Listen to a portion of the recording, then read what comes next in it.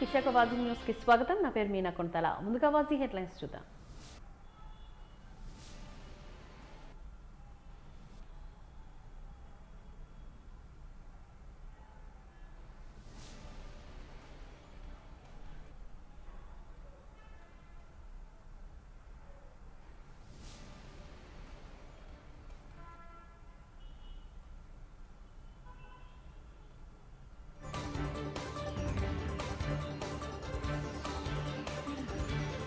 Outsourcing part time ఉద్యోగుల నిరవధిక సమ్మె ఈ నెల 20వ తేదీన ప్రారంభమై 5వ రోజుకు చేరుకున్న సమ్మె. కేంద్ర ప్రభుత్వం ప్రతిష్టాత్మకంగా రాష్ట్రీయ వయోశ్రీ పథకాన్ని జనవరిలో ప్రారంభిస్తాం. రాజ్యసభ సభ్యులు GVL Narasimha Rao స్పష్టీకరణ.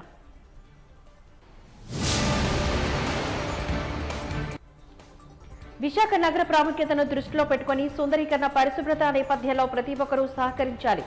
GVMC additional commissioner Sanyasi Rao పిలుపు. ఇక డీటెయిల్స్ చూద్దాం. విద్యాశాఖ సమగ్ర శిక్షలో పనిచేస్తున్న కాంట్రాక్ట్ అవుట్సోర్సింగ్ పార్ట్ టైం ఉద్యోగుల నిరవధిక సమ్మె 5వ రోజుకు కొనసాగుతోంది.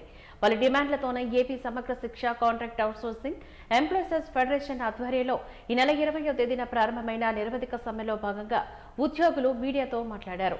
తమను రెగ్యులైజ్ చేసి ఉద్యోగ భద్రత కల్పించాలని కోరుతున్నారు. హెచ్ఆర్ పాలసీ సమాన పనికి సమాన వేతనం ఇవ్వాలని విజ్ఞప్తి చేశారు. మహిళా ఉద్యోగుల చైల్డ్ కేర్ సెలవులు ఇతర సమస్యల పరిష్కారం కోసం సమ్మెను కొనసాగిస్తున్నామని అన్నారు. రానున్న ఎన్నికల నేపథ్యంలో తమ హక్కుల సాధనకు నిరవధిక శ్రమను చేపట్టామని వెల్లడించారు. ఏ రాజకీయ పార్టీ అయితే తమ డిమాండ్లను మద్దతునిస్తుందో ఆ పార్టీ వెంటే తాము ఉంటామంటూ భరోసానిచ్చారు.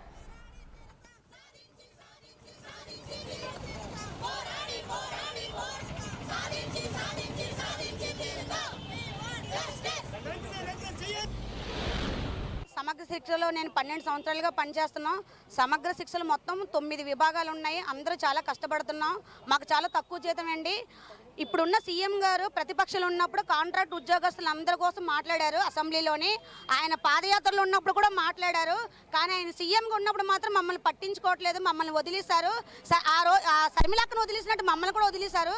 దయచేసి మేము ఎందుకు రోడ్డు ఎక్కామని ఒక్కసారి ఆలోచించి మా ఆకలి కష్టాలు వినండి. మేము ఎందుకు రోడ్డు మీద పడ్డామా మీరు ఒక్కసారి మనసు ఉంటే, నిజంగా మాట తప్పను మడం తిప్పను అని అంటారే అది నిజమైతే మమ్మల్ని గమనించి మా దగ్గరకు వచ్చి పాదయాత్రలో అన్ని వేల కిలోమీటర్లు తిరిగేవే ఈ రోజు ఎందుకన్నా నువ్వు రావట్లేదు, ఈ రోజు ఎందుకు మమ్మల్ని అడగట్లేదు, ఎందుకు మీరు రోడ్డు ఎక్కారమ్మా, మీ సమస్యలు ఏంటో నువ్వు ఎందుకు మమ్మల్ని అడగట్లేదు, మేము ఓట్లు వేయలేదు మిమ్మల్ని, మా ఫ్యామిలీలంతా ఓట్లేసి మిమ్మల్ని గెలిపించలేదా, మీ చెల్లిని వదిలేసి మమ్మల్ని కూడా వదిలేస్తున్నావు ఇలాగా, ఇది న్యాయం కాదన్నా, మాకంటూ ఒక రోజు వస్తుందో ఆ రోజు నీకు ఖచ్చితంగా బుద్ధి చెప్తాం. League for professional services LPS అనే క్రికెట్ టోర్నమెంట్ను శ్రీ సిఏ తేజ, కేవీవీఎస్ మూర్తి, డాక్టర్ నరేష్ మరియు జైన్ కలిపి ఆర్గనైజ్ చేయడం జరిగింది. ఈ టోర్నమెంట్ యొక్క ముఖ్య ఉద్దేశం ఏంటంటే విశాఖపట్నంలో ఉన్న అన్ని ప్రొఫెషనల్ మరియు సర్వీస్ డిపార్ట్మెంట్ ఒక వేదిక పైన తీసుకురావడమే దీని ముఖ్య ఉద్దేశం అని చెప్పారు. ఏ టోర్నమెంట్లోని మొత్తం 10 టీమ్స్ పాల్గొనడం జరిగిందని ఇన్కమ్ ట్యాక్స్ డిపార్ట్మెంట్ మరియు RTO department, railway team, chartered account teams మరియు డాక్టర్స్ టీమ్స్ ఈ టోర్నమెంట్లోని అందరినీ ప్రోత్సహించడానికి గాను లీగ్ మ్యాచ్ జరిపించి ఛాంపియన్స్ కప్ శ్రీకాళ వెంకటేశ్వరరావు గారి జ్ఞాపకార్థం పేరు మీద జరిపించడమందని తెలిపారు. ఛాలెంజర్స్ కప్ కి ఇన్కమ్ ట్యాక్స్ టీం మరియు గ్వెక్ టైటాన్స్ టీం ఫైనల్ తలపడి గ్వెక్ టైటాన్స్ 6 పరుగుల తేడాతో విజయం సాధించింది.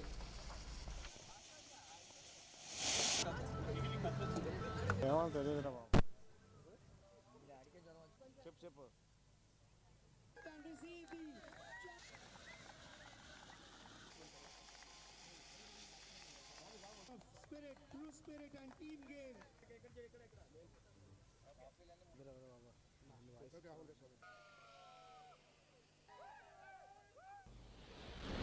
సో ఈ ఎల్పిఎస్ అనేది మేము స్టార్ట్ చేయడానికి కారణం ఏంటంటే మొత్తం ఈ ప్రొఫెషనల్ ఫ్రాటర్నిటీ అండ్ సర్వీసెస్ వీళ్ళందరినీ ఒక ప్లాట్ఫామ్ మీద తీసుకొని వచ్చి ఒక కైండ్ ఆఫ్ ఫిట్నెస్, ఒక ఫిట్ ఇండియా మూమెంట్ని ఇన్లైన్ చేస్తూ ఈ ఒక టోర్నమెంట్ మనం స్టార్ట్ చేసాం.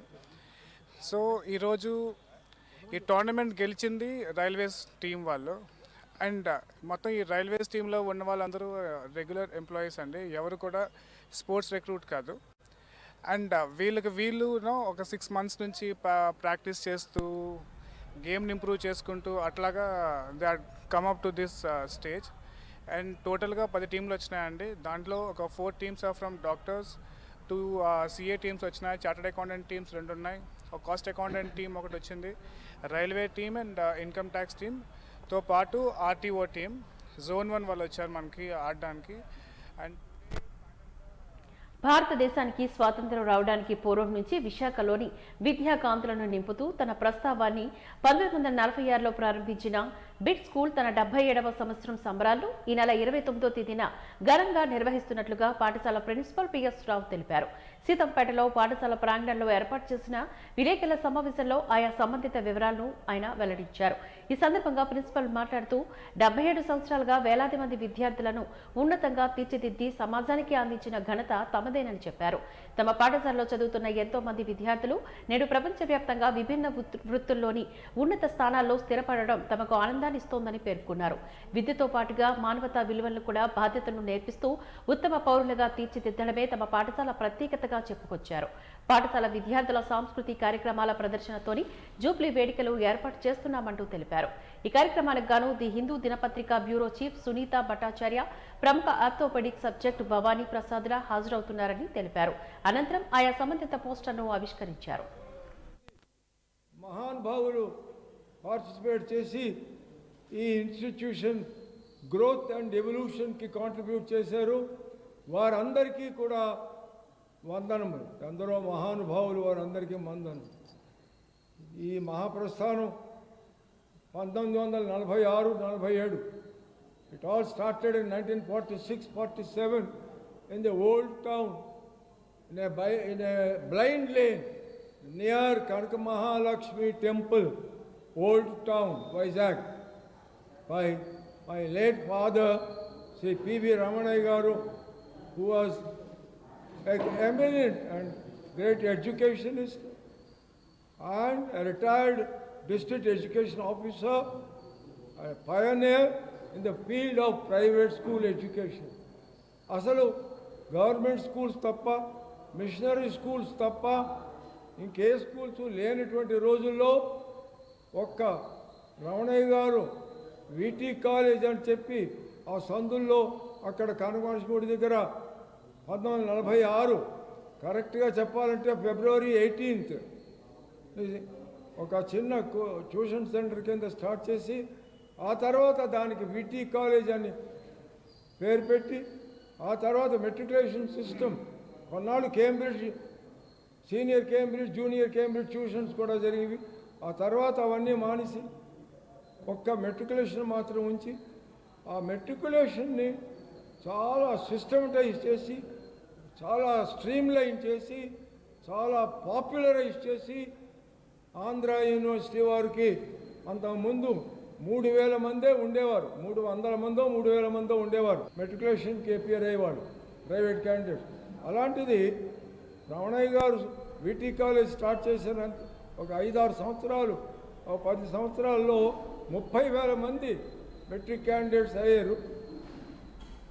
అప్పుడు ఆంధ్ర యూనివర్సిటీ వారు ఒక వైజాగ్లోనే కాకుండా ఎన్నో సెంటర్స్లో ఓపెన్ చేసి ఆఖరికి ఢిల్లీలో కూడా ఒక తెలుగు వాళ్ళకి ఒక సెంటర్ ఒకటి ఓపెన్ చేసడానికి కూడా చేశారు. ఇంకా కొన్ని చోట్ల చేద్దాం. అంగన్వాడీల సమస్యలు పరిష్కరించాలని వినూత్నంగా అంగన్వాడీల మహిళలు ఒంటిగాలతో నిరసన తెలియజేశారు. అంగన్వాడీల రాష్ట్ర వ్యాప్త సమ్మెలోని జీవీఎంసీ గాంధీ విగ్రహం వద్ద చేపట్టిన సమ్మె ఆదివారానికి 13వ రోజుకు చేరుకుంది. ఈ సందర్భంగా అంగన్వాడీల యూనియన్ నాయకురాలు తులసి మాట్లాడుతూ అంగన్వాడీల సమస్యల పట్ల నిర్లక్ష్య ధోరణితోని వ్యవహరిస్తోందని, పరిష్కారం అయ్యేంత వరకు ఎన్ని రోజులైనా కూడా ఉద్యమం ఆగదంటూ స్పష్టం చేశారు. ప్రభుత్వం చాలా నిర్లక్ష్యంగా వ్యవహరిస్తోందని, అంగన్వాడీల ఆక్రందన ప్రభుత్వానికి అర్థం కావడం లేదంటూ మండిపడ్డారు. ప్రభుత్వం తక్షణమే న్యాయమైన సమస్యలు పరిష్కరించాలని డిమాండ్ చేస్తున్నారు. వీఓఏలకు, ఆర్పీలకు అంగన్వాడీ సెంటర్లను అప్పచెప్పొద్దని విజ్ఞప్తి చేస్తున్నారు. ఇప్పటికే వీఓఏల రాష్ట్ర సంఘం అంగన్వాడీలకు మద్దతు ప్రకటించినట్లుగా తెలిపారు. రాష్ట్ర ప్రభుత్వం అంగన్వాడీలపై చేస్తున్న దుష్ప్రచారాన్ని తక్షణమే ఆపాలంటూ డిమాండ్ చేశారు. ఐద్వా నాయకులు అనురాధ, ఏపీ మహిళా సమైక్య విమల, పీఓడబ్ల్యూ ఎం లక్ష్మి, జనసేన వీర మహిళ ఉషా కిరణ్ తదితరులు చేరుకుని అంగన్వాడీల సమ్మెకు సంఘీభావాన్ని ప్రకటించారు. రోడ్డు మీదకి వచ్చి పొట్ట చేతను పట్టుకొని ఏవైతే న్యాయపరమైనటువంటి డిమాండ్స్ ఏవైతే ఉన్నాయో మరి ఈనాటి ముఖ్యమంత్రి ఆనాటి ప్రతిపక్ష నేతగా ఉన్న సమయంలో పాదయాత్ర సమయంలో ఖచ్చితంగా తెలంగాణ రాష్ట్రం కన్నా అధికంగా మీకు మరి ఆ రోజు జీతాలు ఇస్తానని వాగ్దానం చేసి ఈరోజు అధికారంలోకి వచ్చి నేను విన్నాను అంటే తాడేపల్లి ప్యాలెస్లో దాక్కుంటున్నటువంటి ఈ తరుణంలో ఖచ్చితంగా వాళ్ళకి న్యాయం జరిగే విధంగా ఈరోజు జీవీఎంసీ దగ్గర 13వ రోజు జరుగుతున్నటువంటి దీక్షకు అన్ని ప్రజా సంఘాలు కూడా మద్దతు తెలియజేయడం జరిగింది. అందులో భాగంగా వీర మహిళలు మేము కూడా మరి ఈ కార్యక్రమంలో పార్టిసిపేట్ చేసి వాళ్ళకి ఏవైతే న్యాయపరమైనటువంటి కోరికలు ఉన్నాయో ఏదైతే వాళ్ళు 26,000 రూపాయల జీతాన్ని వేతనంగా చెల్లించాలని కోరుకుంటున్నారో ఏదైతే సుప్రీంకోర్టు ఉత్తర్వుల ప్రకారం వాళ్ళకి గ్రాడ్యుటీ ఏర్పాటు చేయాలని వాళ్ళు ఏదైతే కోరుకుంటున్నారో అవన్నీ కూడా ఏర్పాటు చేసి మరి రాష్ట్ర వ్యాప్తంగా 1,00,000 మంది ఉన్నటువంటి ఈ అంగన్వాడీ కార్యకర్తలు హెల్పర్లు అలాగే ఉపాధ్యాయులు అందరికీ కూడా న్యాయం జరిగే వరకు కూడా వీర మహిళలు అన్ని ప్రజా సంఘాలు వాళ్ళు వెన్నంటి ఉండి పోరాటానికి మద్దతు ప్రకటించి న్యాయం జరిగే వరకు పోరాడతామన్న విషయాన్ని తెలియజేస్తారు. అంగన్వాడీ కార్మికులు 13 రోజులుగా రోడ్ల మీదకి వచ్చి తమ నిరసన తెలియజేస్తున్నారు. వీళ్ళేమీ బంగ్లాలు అడగట్లేదు, గవర్నమెంట్ ఆస్తులు అడగట్లేదు, కేవలం వాళ్ళు 45 సంవత్సరాలుగా చేస్తున్నటువంటి ఉద్యోగాలకి గవర్నమెంట్ ఉద్యోగులుగా గుర్తించమని అడుగుతున్నారు. కనీస వేతన 26,000 రూపాయలు ఇవ్వమంటున్నారు.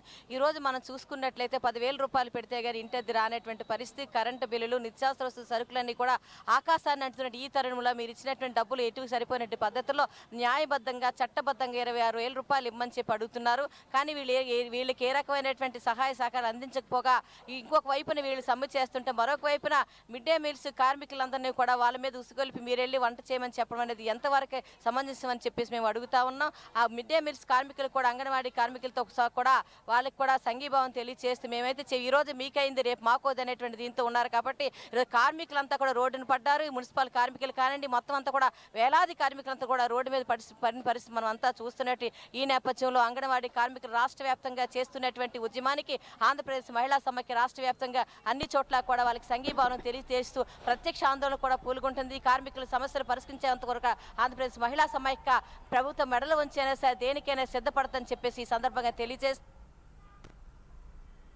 కేంద్ర ప్రభుత్వం ప్రతిష్టాత్మకంగా రాష్ట్రీయ వయోశ్రీ పథకాన్ని జనవరిలో ప్రారంభిస్తామంటూ రాజ్యసభ సభ్యులు జీవీఎన్ నరసింహారావు తెలిపారు. ఈ పథకం ద్వారా 60 ఏళ్లు పైబడిన వారికి వీల్ చైర్లు, ఊతకర్రలు, కళ్లజోళ్లు అందించడం జరుగుతుందని, దంతాలు ఊడిపోయిన వారికి కొత్త విభజించడం వంటి కార్యక్రమాలు చేపట్టామని చెప్పారు. ఆదివారం లాసన్స్ బే కాలనీలోని బీజేపీ కార్యాలయంలో దివ్యాంగుల ఉపకరణాల పంపిణీ, దరఖాస్తుల స్వీకరణ ముగింపు కార్యక్రమం ఆయన పాల్గొన్నారు. ఈ సందర్భంగా జీవీఎన్ నరసింహారావు మాట్లాడుతూ యాడిప్ స్కీమ్ ద్వారా ఇప్పటి వరకు 13 గుర్తింపు శిబిరాలు నిర్వహించామని, 2,000కు పైగా లబ్ధిదారులను గుర్తించినట్లుగా తెలిపారు. వీరందరికీ జనవరిలోగా ఉపకరణాలు అందజేస్తామని చెప్పారు. విశాఖ జిల్లాలోని సీనియర్ సిటిజన్స్ అందరూ ఈ పథకాన్ని ఉపయోగించుకోవాలంటూ పిలుపునిచ్చారు. కార్యక్రమంలో బీజేపీ అధ్యక్షుడు ఎం రవీంద్రరెడ్డి, కోఆర్డినేటర్ రూపకుల రవికుమార్ తదితరులు ఈ కార్యక్రమంలో పాల్గొన్నారు.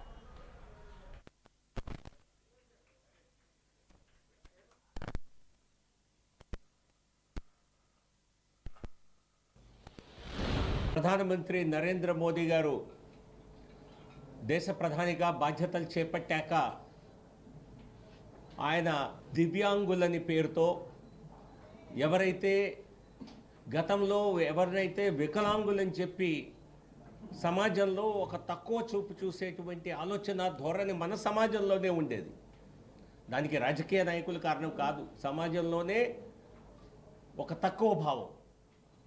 అటువంటి తక్కువ భావాన్ని తొలగించే విధంగా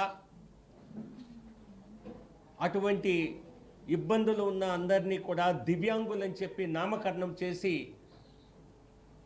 పెద్ద ఎత్తున వారికి ఉపకరణాలు అందచేయాలి, వారికి చేయూతగా నిలవాలి అని చెప్పి ప్రధానమంత్రి నరేంద్ర మోదీ గారు దివ్యాంగులకి ఉపకరణాలు అందజేసేటువంటి కార్యక్రమాన్ని తీవ్రతరం చేయటం జరిగింది. దేశవ్యాప్తంగా క్యాంపుల నిర్వహణ ద్వారా కేవలం మొదటి 5 సంవత్సరాల్లో 14 లక్షల మంది దివ్యాంగులకి ఈ విధంగా ఉపకరణాలు అందజేస్తే ఈ 4 సంవత్సరాల్లో 4.5 సంవత్సరాల్లో దానికంటే రెట్టింపు సుమారు 30 లక్షల దివ్యాంగులకి ఈ ఉపకరణాలు అందజేయాలనే లక్ష్యంతో పనిచేయటం జరిగింది.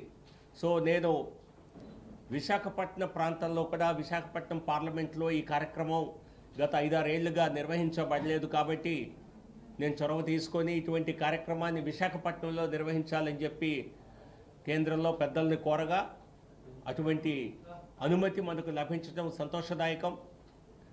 దాని కింద గత నెల 28వ తేదీ నుంచి నవంబర్ 28 నుంచి ఈరోజు ఆఖరి క్యాంపు మరి విశాఖపట్నం తూర్పు నియోజకవర్గంలో మా కార్యాలయం వద్ద జరుగుతోంది.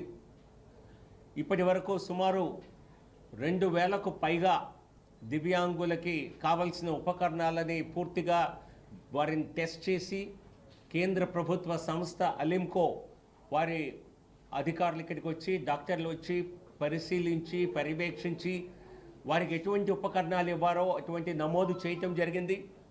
ఈరోజే కేంద్ర మంత్రిత్వ శాఖతో కూడా మళ్ళీ మాట్లాడాను.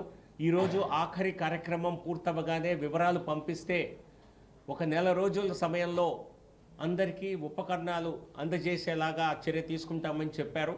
సో జనవరి నెలాఖరులోపే ఎవరెవరికి ఏ ఉపకరణం కావాలో వీల్ చైర్స్, మోటరైజ్డ్ ట్రైసైకిల్స్, కొంతమందికి హియరింగ్ ఎయిడ్స్, ఈ విధంగా కొంతమందికి ఆర్టిఫిషియల్ లిమ్స్. విశాఖపట్నం అతిపెద్ద స్పోర్ట్స్ వెంచర్లో 22 చర్చిలు, 25 విద్యా సంస్థలు, 1,00,000 రోమన్ కాథలిక్లు సంయుక్త ఆధ్వర్యంలో Saint Mother Teresa memorial sports tournament నిర్వహిస్తున్నట్లుగా organizing committee CH Vijay Kumar మరియు వర్కర్ల ప్రసాద్ తెలిపారు. ఈ మేరకు నిర్వహించిన విలేకరుల సమావేశంలో పోస్టర్ను ఆవిష్కరించారు.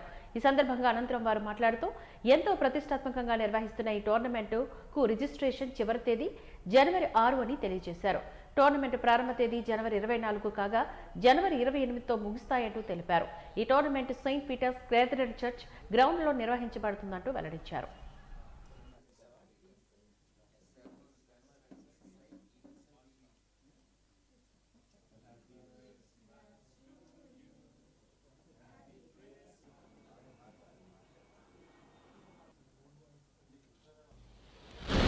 భారతరత్న అవార్డు మనందరికీ కూడా భారతదేశంలోనే ప్రపంచంలోనే ప్రత్యేకించి పేరు గావించినటువంటి మదర్ తెరీసా గారి పేరు మీద ఒక స్పోర్ట్స్ టోర్నమెంట్ అనేది కండక్ట్ చేయబోతున్నాం. దీనికి సంబంధించి దాదాపు క్రిస్టియన్ 22 ప్యారిష్లు మల్లవరపు ప్రకాష్ గారు, మన ఆర్చ్డయాసిస్ బిషప్ గారు, ఆయన ఆధ్వర్యంలో ఇక్కడ గైడెన్స్గా సరిసా ప్రతాప్ గారు ఇక్కడ డీన్ 22 చర్చిలకి ఇక్కడ ఇన్స్టిట్యూషన్స్ కానివ్వండి, దాదాపు 1,00,000 మంది క్యాథలిక్ పీపుల్ అందరూ కూడా ఇక్కడ ఉన్నారు. అదేవిధంగా ఈ సపోర్టివ్గా మాకు ఛాన్సలర్ గారు, అదేవిధంగా ఇక్కడ ప్యారిష్ ప్రీస్ట్ అయినటువంటి Saint Peter's cathedral parish priest reverend father John Prakash గారు మాకు గైడెన్స్ ఇచ్చి ఉన్నారు. అదేవిధంగా టోర్నమెంట్ ఇన్ఛార్జీలుగా ఈ యొక్క కార్యక్రమానికి ముఖ్యంగా ముందుకు నడిపిస్తున్నటువంటి reverend father youth director Vijay Bhaskar గారు, ఇక్కడ అసిస్టెంట్ ప్యారిష్ ప్రీస్ట్ ప్రభాకర్ గారికి ప్రత్యేకించి ధన్యవాదాలు. విశాఖపట్నం అర్బన్ డ్రైనరీ లెవెల్లో సెయింట్ మదర్ తెరీసా పేరిట మేము స్పోర్ట్స్ టోర్నమెంట్ కండక్ట్ చేయబోతున్నాం. ఈ స్పోర్ట్స్ టోర్నమెంట్ 24వ తారీఖు నుండి జనవరి నెల 2024 24వ తారీఖు నుండి మరలా 28వ తారీఖు వరకు కూడా ఈ పోటీలు నిర్వహించబడుతూ ఉన్నాయి. దీని ముఖ్యమైన ఉద్దేశం ఒక్కటే, ఈ సిటీలో ఉన్నటువంటి క్రైస్తవ యువతను, ముఖ్యంగా కథోలిక యువతను ఐక్యపరచడానికి, వారిలో ఉత్తేజాన్ని చైతన్యాన్ని పెంపొందించడానికి ఈ యొక్క స్పోర్ట్స్ టోర్నమెంట్ని కండక్ట్ చేస్తూ ఉన్నాం. ఈ స్పోర్ట్స్ టోర్నమెంట్లో దాదాపు 22 ప్యారిష్ల నుంచి విచారణ నుండి యువతి యువకులు పాల్పంచుకోబోతున్నారు.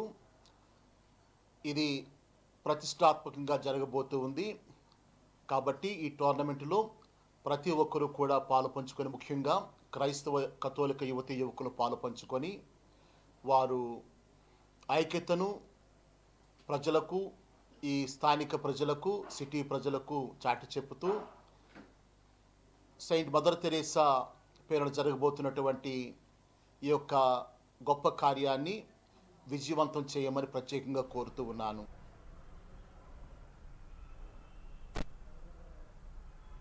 గుంటూరు జిల్లా ఆచార్య నాగార్జున యూనివర్సిటీలో జనవరి 6న మాదిగ విద్యార్థి సమాఖ్య ఆధ్వర్యంలో జాతీయ సమావేశాన్ని నిర్వహించాలని, అందులో భాగంగా Acharya Nagarjuna university vice chancellor Rajasekhar గారిని పర్మిషన్ ఇవ్వమని అడిగారు. అయితే వారు నిరాకరించడం దారుణమంటూ MSP MRPS Uttarandhra co convener Totharamudi Srinivas ఆరోపించారు. ఈ మేరకు డాబా గార్డెన్స్ ప్రెస్ క్లబ్లో నిర్వహించిన విలేకరుల సమావేశంలో పాల్గొని ఆయన మాట్లాడారు. మాదిగల పట్ల నాగార్జున యూనివర్సిటీ వైస్ ఛాన్సలర్ అనుసరిస్తున్న నిర్లక్ష్య వైఖరికి నిరసన వ్యక్తం చేస్తున్నామని చెప్పారు. రాజ్యాంగ నిర్మాత డాక్టర్ బిఆర్ అంబేద్కర్ ఇచ్చిన స్వేచ్ఛాయుత హక్కులను మండిపడ్డారు. ఈ మేరకు మాదిగ రిజర్వేషన్ పోరాట సమితి ఆధ్వర్యంలో నిరసన తెలియజేస్తున్నామంటూ వారు వెల్లడించారు.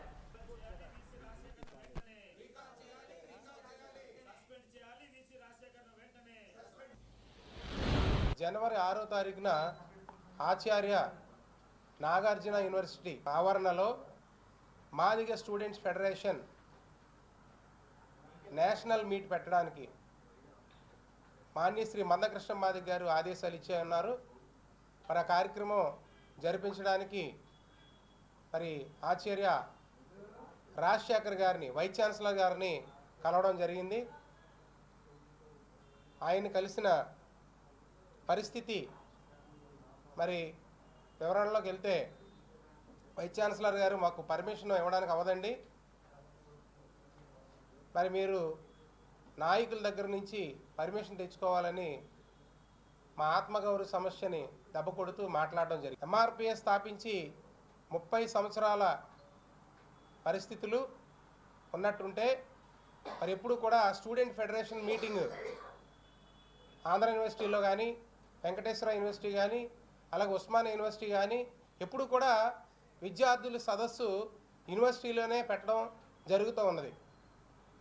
కానీ మరి ఆచార్య రాజశేఖర్ గారు మరి ఆయన మాకు ఆపోజిట్ వర్గం సోదరులు కాబట్టి మరి మాకు అవకాశం ఇవ్వలేదని మేము సభాపూర్వకంగా ఆయన్ను తొలగించాలని మేము డిమాండ్ చేస్తూ ఉన్నాం.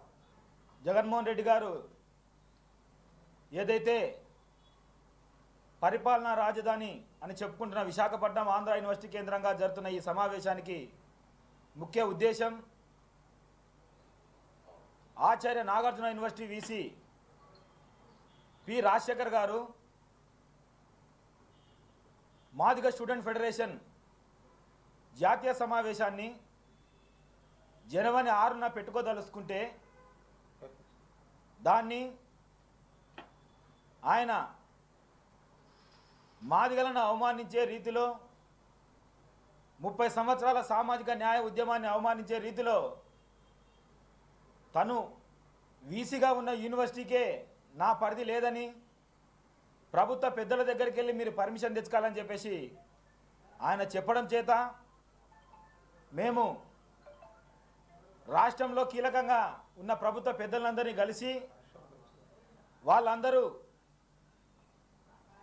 నిర్లక్ష్యంగా మాట్లాడితే ఈరోజు రాష్ట్ర వ్యాప్తంగా మందకృష్ణ మాదిగ గారి పిలుపు మేరకు ఈరోజు ఈ సమావేశాన్ని ఏర్పాటు చేయడం జరిగింది.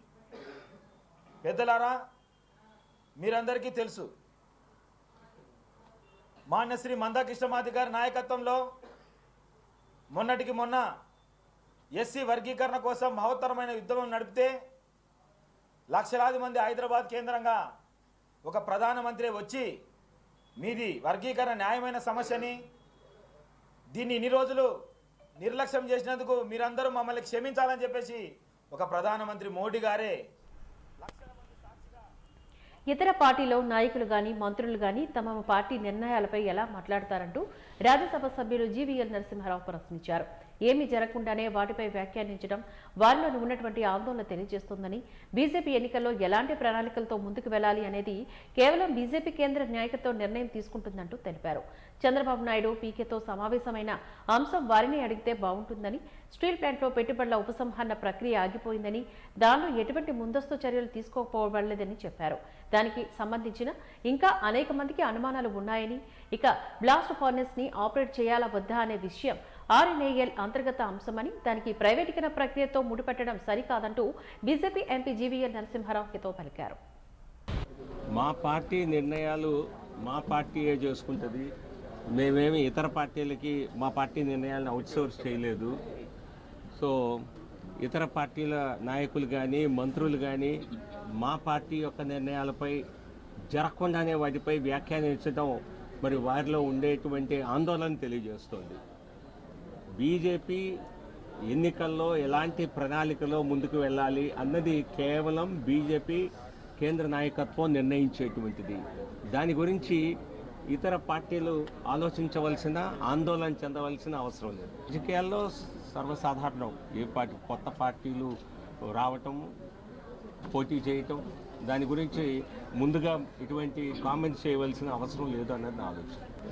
వారి నుంచి ఏదైనా స్టేట్మెంట్ రావాలి. దాని నుంచి అది ఒక జరిగిన ఎన్నికల బాహాటంగానే జరిగినటువంటి ప్రక్రియ. మరి చంద్రబాబు గారు పీకేని ఎందుకు గెలిచారనేది చంద్రబాబు నాయుడు గారు అనే చెప్పాలి, కలిసిన ప్రశాంత్ కిషోర్ చెప్పాలి. దానిపై మేము వ్యాఖ్యానించాల్సిన అవసరం లేదు. అదేదో క్యాజువల్గా మీటింగ్ జరిగిందనే ప్రశాంత్ కిషోర్ చెప్పినట్టుగా టీవీలో విన్నాను. అది దాని గురించి మేము పెద్దగా పరిశీలనలోకి తీసుకునేటువంటి అంశం కాదు. రాజకీయాల్లో అనేక మందిని కలుస్తుంటారు. మరి ఆలోచన ఏంటి, తెలుగుదేశం పార్టీ ఎందుకు వారు కలిశారు అన్నది వారు తెలియజేస్తే బాగుంటుంది, కానీ దానిపైన మేము ప్రక్రియ తెలియచేయటం అవసరం. మీడియా మిత్రులకి గత 6 నెలల నుంచి మమ్మల్ని అడిగిన మొదటి ప్రశ్న, ఆఖరి ప్రశ్న ఇదే, పొత్తులు. మా ఎన్నికల్లో ఎవరెవరితో పొత్తులో వెళ్ళాలి అన్నది మా కేంద్ర నాయకత్వం నిర్ణయిస్తుందని మేము 6 నెలల నుంచి వరుసగా చెప్తున్నాం. ఇంకా అంతిమ నిర్ణయం జరగలేదు. సో కాబట్టి అది ఎప్పుడు జరిగినా మీ అందరికీ బాహాటంగానే తెలియజేస్తుంది. దానిలో ఎటువంటి సీక్రెట్స్ ఉండవు. కాకపోతే దీనిపైన రోజు స్పందించేటువంటి అవకాశం లేదు. మీరు చూసి ఎన్నికల్లో నిర్ణయం అన్నది అంతిమ నిర్ణయం వెలువడేదాకా వేచి చూడాలి తప్పితే మరి రోజుకొకసారి ప్రతి అంశం పైన మాట్లాడవలసిన అవసరం లేదు. అందుకే మేము లేట్గా వచ్చినా లేటెస్ట్గా వస్తాం మేము. సో కాబట్టి అతిగా ఆవేశపడేటువంటి పార్టీల కంటే ఆలోచనతో ముందుకెళ్లే భారతీయ జనతా పార్టీనే అన్ని సందర్భాల్లో మరి ఆధిక్యం సాధించింది. సో కాబట్టి అతిగా ఆవేశపడటం వల్ల వచ్చే ప్రయోజనం లేదు ఆయా సందర్భంలో. విశాఖ నగర ప్రాముఖ్యతను దృష్టిలో పెట్టుకుని సుందరీకరణ పరిశుభ్రత నేపథ్యంలో ప్రతి ఒక్కరూ కార్యక్రమానికి సహకరించాలి అంటూ జీవీఎంసీ అడిషనల్ కమిషనర్ సన్యాసరావు పిలుపునిచ్చారు. ఈ మేరకు రాజు బ్యారేజ్లోని ఏర్పాటు చేసిన ఈకో వైజాగ్ ప్రదర్శనను ఆయన పరిశీలించారు. ఈ సందర్భంగా ఆయన మీడియాతోని మాట్లాడుతూ గాదిరాజు ప్యాలెస్ లో ఏర్పాటు చేసిన ఈకో వైజాగ్ ప్రదర్శనను స్వచ్ఛతపైన ప్రతి ఒక్కరూ అవగాహన కలిగి ఉండాలంటూ ఆయన హితవు పలికారు. పర్యావరణపైన బాధ్యతగా ఉంటూ పరిసరాలను పరిరక్షించుకుంటూ నగరాన్ని మరింత అభివృద్ధి పనుల్లో తీసుకెళ్లే బాధ్యత ప్రతి ఒక్కరిపై ఉందని తెలియజేశారు.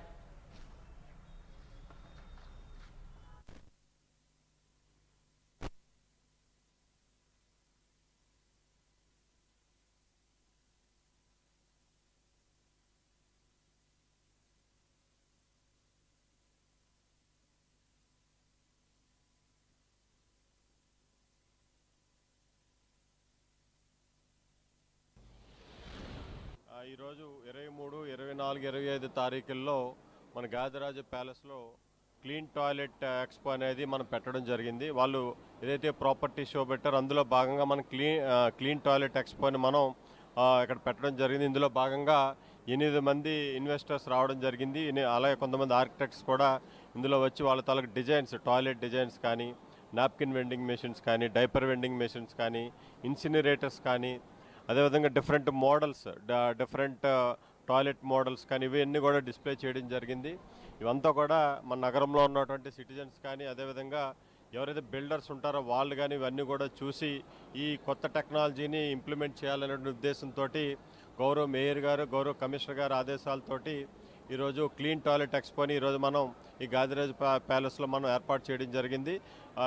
ఇందు మూలంగా అందరూ సిటిజన్స్కి విజ్ఞప్తి చేసేది ఏంటంటే ప్రతి ఒక్కరు కూడా ఈ టాయిలెట్ ఎక్స్పోని విజిట్ చేసి దీనిపైన అవగాహన పెంచుకొని భవిష్యత్తులో వీటిని కూడా ఇంప్లిమెంట్ చేస్తారని ఆశిస్తూ ఉన్నాం. Thank you. వాజీ న్యూస్ ముగించే ముందు ముఖ్యాంశాలు మరొకసారి చూద్దాం. విద్యాశాఖ సమగ్ర శిక్షలోని పనిచేస్తున్న కాంట్రాక్ట్ అవుట్సోర్సింగ్ పార్ట్ టైం ఉద్యోగుల నిరవధిక సమ్మె ఈ నెల 20వ తేదీన ప్రారంభమై 5వ రోజుకు చేరుకున్న సమ్మె.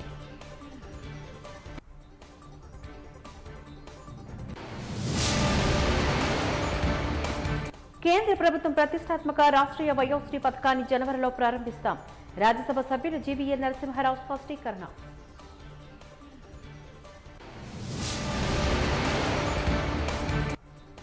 విశాఖ నగర ప్రాముఖ్యతను దృష్టిలో పెట్టుకుని సుందరీకరణ పరిశుభ్రత నేపథ్యంలో ప్రతి ఒక్కరూ సహకరించాలి. జీవీఎంసీ అడిషనల్ కమిషనర్ సన్యాసిరావు పిలుపు.